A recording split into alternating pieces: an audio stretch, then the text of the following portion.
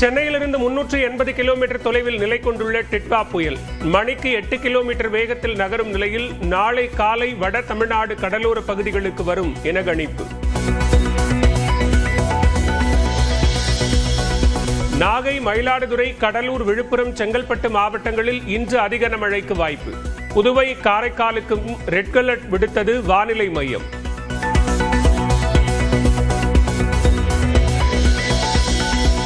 சென்னை, திருவள்ளூர், காஞ்சிபுரம் உள்ளிட்ட 13 மாவட்டங்களில் இன்று கனமழைக்கு வாய்ப்பு. 6 மாவட்டங்களில் கனமழை பெய்யும் என்றும் தகவல். திருவள்ளூர், ராணிப்பேட்டை மாவட்டங்களில் நாளை அதி கனமழைக்கு வாய்ப்பு. சென்னை, காஞ்சிபுரம், செங்கல்பட்டு உள்ளிட்ட 9 மாவட்டங்களில் நாளை மிக கனமழை பெய்யும் என தகவல்.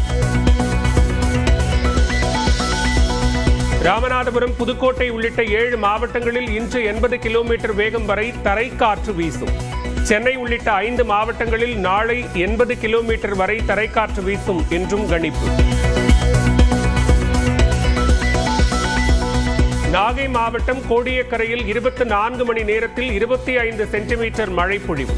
வேதாரண்யத்தில் 19 சென்டிமீட்டர், வேளாங்கண்ணியில் 13 சென்டிமீட்டர் மழை பதிவானதாக வானிலை மையம் அறிவிப்பு.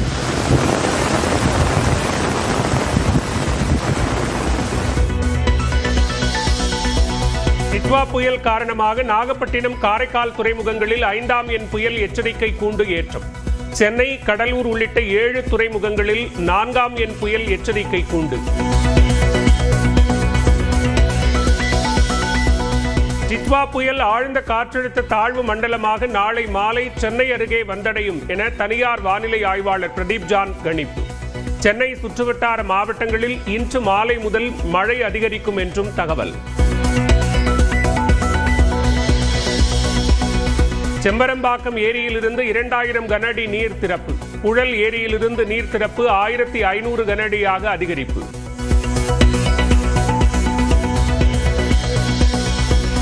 புயலை எதிர்கொள்ள அனைத்து நடவடிக்கைகளையும் எடுத்துள்ளது தமிழ்நாடு அரசு. நியூஸ் 8 தமிழ்நாடு அளித்த பேட்டியில் அமைச்சர் KKSSR ராமச்சந்திரன் விளக்கம். 28 NDRF, SDRF நம்மகிட்ட 28 ரெடியாக இருக்கிறது. சென்னை, விழுப்புரம் போன்ற அந்த முக்கியமான இடங்களில் நாங்கள் தயார் வச்சிருக்கோம். கடற்படையினுடைய உதவியும் நாம் கேட்டுக்கிறோம். ஹெலிகாப்டர் தேவைன்னு சொன்னால் அதுவும் வேண்டும் என்று கேட்டுக்கிறோம். எல்லா வகையிலும் பிரிகேஷன், எல்லா வகையிலும் முன்னெச்சரிக்கை நடவடிக்கை நம்ம முதலமைச்சர் எடுத்திருக்கார். புனே மற்றும் வதோதராவில் இருந்து தமிழ்நாட்டுக்கு கூடுதலாக வரும் தேசிய பேரிடர் மீட்பு படையின் 10 குழுக்கள். துணை கமாண்டர் வைத்திலிங்கம் தகவல்.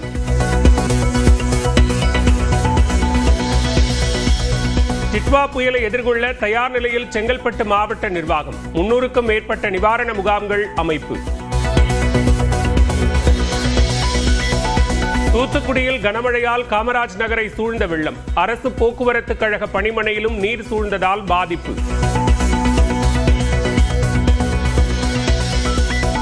திருவாரூர் மாவட்டத்தில் கொட்டி தீர்க்கும் கனமழை. முத்துப்பேட்டை, கூத்தாநல்லூர் பகுதிகளில் குடியிருப்புகளுக்குள் வெள்ளம் சூழ்ந்ததால் மக்கள் அவதி.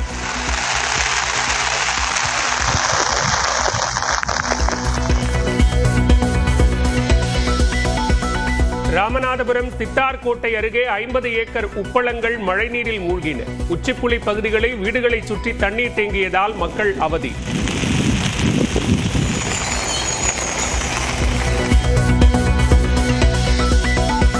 நாகை கடலோர பகுதிகளில் பலத்த காற்று. நாகூர், வேளாங்கண்ணி கடற்கரைக்கு செல்ல தடை விதிப்பு.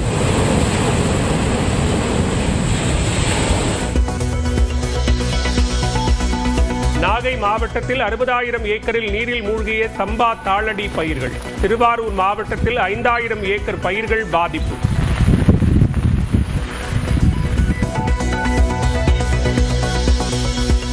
தஞ்சாவூரில் கனமழையால் நீரில் மூழ்கிய 100கணக்கான ஏக்கர் இளம் சம்பா, தாளடி பயிர்கள். வேளாண் துறை அதிகாரிகள் ஆய்வு செய்து உரிய இழப்பீடு வழங்க விவசாயிகள் கோரிக்கை.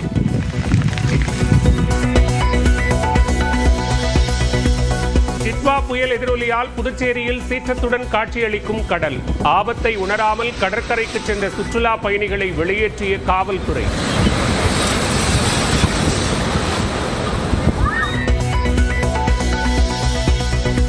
தேர்தல் ஆணையத்தை அன்புமணி விலைக்கு வாங்கிவிட்டதாக பாமக நிறுவனர் ராமதாஸ் குற்றச்சாட்டு. பணத்தை வைத்து எதையும் செய்ய முடியாது என நெய்வேலியில் நிர்வாகிகள் மத்தியில் திட்டவட்டம். இங்க எல்லாரும் என் கூட இருந்தவங்களெல்லாம் விலைக்கு வாங்கினேன், வாங்கிட்டு இருக்கிறேன். இப்போ தேர்தல் கமிஷன்லேயே விலைக்கு வாங்கிட்டேன். பணம் பத்தும் செய்யும் என்று சொல்லுவார்கள். பணம் தேர்தல் கமிஷன் வரைக்கும் போயிடுது. நெற்பயிர்களை காப்பீடு செய்வதற்கான காலக்கெடு நவம்பர் 30ஆம் தேதியிலிருந்து ஒரு நாள் நீட்டிப்பு. நில உடைமை பதிவேடு எண் தேவையில்லை என்றும் அரசு அறிவிப்பு.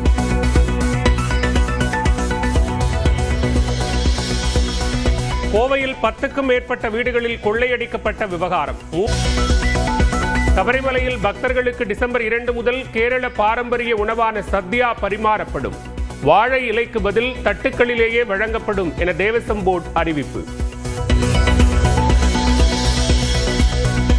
இலங்கையில் கனமழையால் விமான நிலையத்தில் சிக்கித் தவிக்கும் 150 தமிழர்கள். மீட்பு நடவடிக்கை குறித்து இலங்கையில் உள்ள இந்திய தூதரக அதிகாரிகளுடன் தமிழ்நாடு அரசு பொதுத்துறை செயலாளர் ஆலோசனை. சென்னையிலிருந்து 380 கிலோமீட்டர் தொலைவில் நிலை கொண்டுள்ள டிட்வா புயல் மணிக்கு 8 கிலோமீட்டர் வேகத்தில் நகரும் நிலையில் நாளை காலை வட தமிழ்நாடு கடலோர பகுதிகளுக்கு வரும் என கணிப்பு. நாகை, மயிலாடுதுறை, கடலூர், விழுப்புரம், செங்கல்பட்டு மாவட்டங்களில் இன்று அதி கனமழைக்கு வாய்ப்பு. புதுவை, காரைக்காலுக்கும் ரெட் அலர்ட் விடுத்தது வானிலை மையம்.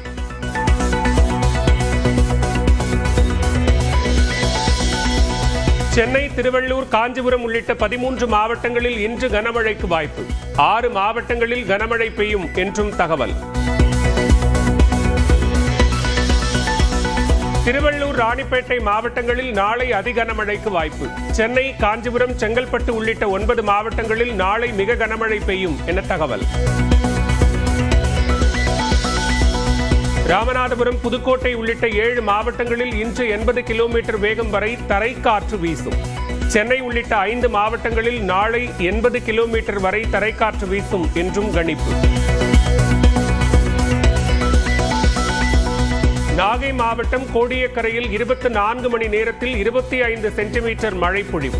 வேதாரண்யத்தில் 19 சென்டிமீட்டர், வேளாங்கண்ணியில் 13 சென்டிமீட்டர் மழை பதிவானதாக வானிலை மையம் அறிவிப்பு.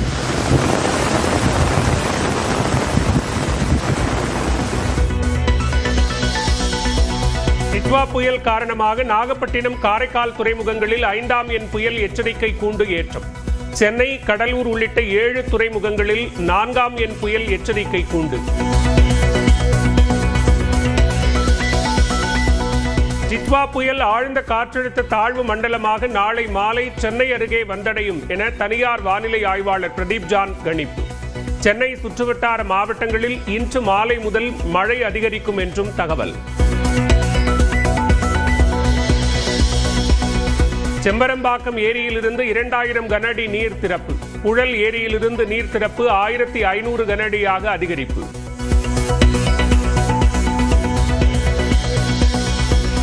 புயலை எதிர்கொள்ள அனைத்து நடவடிக்கைகளையும் எடுத்துள்ளது தமிழ்நாடு அரசு. நியூஸ் 8 தமிழ்நாடு அளித்த பேட்டியில் அமைச்சர் KKSSR ராமச்சந்திரன் விளக்கம். 28 NDRF, SDRF நம்மகிட்ட 28 ரெடியாக இருக்கிறது. சென்னை, விழுப்புரம் போன்ற அந்த முக்கியமான இடங்களில் நாங்கள் தயார் வச்சிருக்கோம். கடற்படையினுடைய உதவியும் நாம் கேட்டிருக்கிறோம். ஹெலிகாப்டர் தேவை என்று சொன்னால் அதுவும் வேண்டும் என்று கேட்டிருக்கோம். எல்லா வகையிலும் பிரிகேஷன், எல்லா வகையிலும் முன்னெச்சரிக்கை நடவடிக்கை நம்ம முதலமைச்சர் எடுத்திருக்கார். புனே மற்றும் வதோதராவில் இருந்து தமிழ்நாட்டுக்கு கூடுதலாக வரும் தேசிய பேரிடர் மீட்பு படையின் 10 குழுக்கள். துணை கமாண்டர் வைத்திலிங்கம் தகவல்.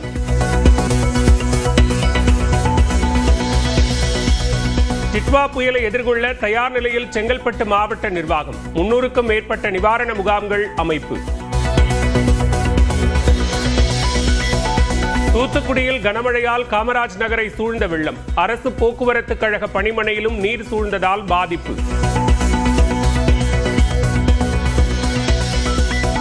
திருவாரூர் மாவட்டத்தில் கொட்டி தீர்க்கும் கனமழை. முத்துப்பேட்டை, கூத்தாநல்லூர் பகுதிகளில் குடியிருப்புகளுக்குள் வெள்ளம் சூழ்ந்ததால் மக்கள் அவதி.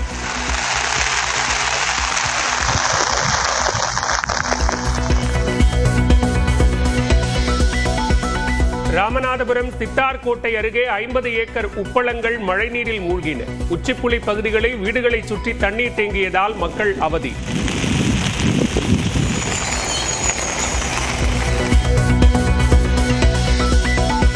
நாகை கடலோர பகுதிகளில் பலத்த காற்று. நாகூர் வேளாங்கண்ணி கடற்கரைக்கு செல்ல தடை விதிப்பு.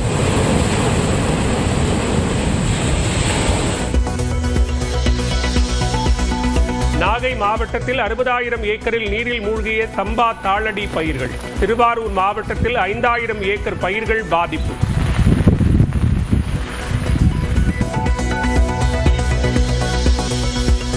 தஞ்சாவூரில் கனமழையால் நீரில் மூழ்கிய நூற்றுக்கணக்கான ஏக்கர் இளம் சம்பா தாளடி பயிர்கள். வேளாண் துறை அதிகாரிகள் ஆய்வு செய்து உரிய இழப்பீடு வழங்க விவசாயிகள் கோரிக்கை.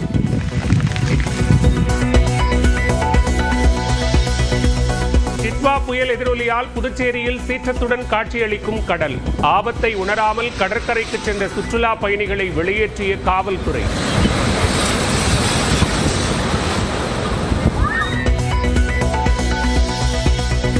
தேர்தல் ஆணையத்தை அன்புமணி விலைக்கு வாங்கிவிட்டதாக பாமக நிறுவனர் ராமதாஸ் குற்றச்சாட்டு. பணத்தை வைத்து எதையும் செய்ய முடியாது என நெய்வேலியில் நிர்வாகிகள் மத்தியில் திட்டவட்டம். இங்கே எல்லாரும் என் கூட இருந்தவங்களெல்லாம் விலைக்கு வாங்கினேன், வாங்கிட்டு இருக்கிறேன். இப்போ தேர்தல் கமிஷன்லேயே விலைக்கு வாங்கிட்டேன். பணம் பத்தும் செய்யும் என்று சொல்லுவார்கள். பணம் தேர்தல் கமிஷன் வரைக்கும் போயிடுது. நெற்பயிர்களை காப்பீடு செய்வதற்கான காலக்கெடு நவம்பர் 30ஆம் தேதியிலிருந்து ஒரு நாள் நீட்டிப்பு. நில உடைமை பதிவேடு எண் தேவையில்லை என்றும் அரசு அறிவிப்பு.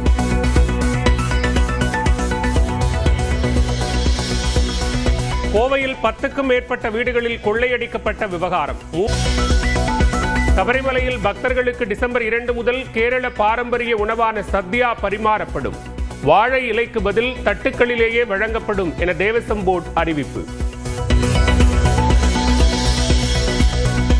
இலங்கையில் கனமழையால் விமான நிலையத்தில் சிக்கித் தவிக்கும் 150 தமிழர்கள். மீட்பு நடவடிக்கை குறித்து இலங்கையில் உள்ள இந்திய தூதரக அதிகாரிகளுடன் தமிழ்நாடு அரசு பொதுத்துறை செயலாளர் ஆலோசனை.